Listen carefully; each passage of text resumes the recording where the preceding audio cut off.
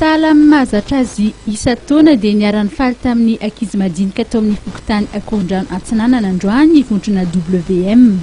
Niarana kalaza ny Krismasy tamin'ireo ankizy madinika ireo tompon'andraikitra ao anatin'ity vondrona ity. Nandritro fotoana io no nizarana kilalao sy vatomamy ho an'ireo ankizy ireo. Tonga nanotrika izao hetsika fanao ny vondrona isa-taona izao i Billy Andriambelo sy Joanna Rakotorvelo. Tahaka ny fanao isa-taona dia ankizy miisa 480 no nahazo fanomezana avy tamin'ny vondrona.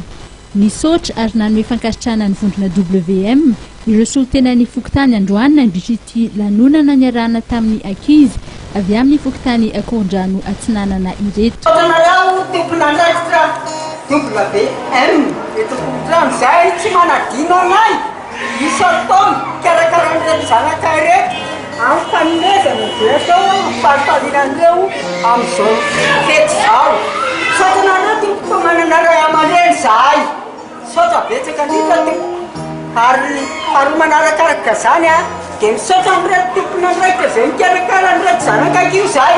Tsy adinonay izy ireo satria mikolokolo, manana finiavana, manana fitiavana, manana faharetana. Ka noho izany tompo dia Andriamanitra manankarem-piadanana tompoko miomba anareo tsy raharay azy, anome hery ny tanjaka.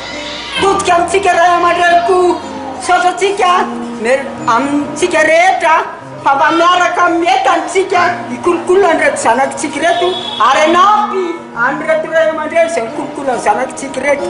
Andriamanitra le manankarem-pahasoavana ne tompoko iomba antsika menakavy mba ho tratry ny taona mitsingerin antsika menakavy. Saotra tompoko. Fiaraha-misakafo, fiaraha-mifaly tamin'ny alalan'ny Disney hira no nankalazain'ny vondrona WM ny Krismasy niaraka tamin'ireto ankizy ao amin'ny fokontany ireto.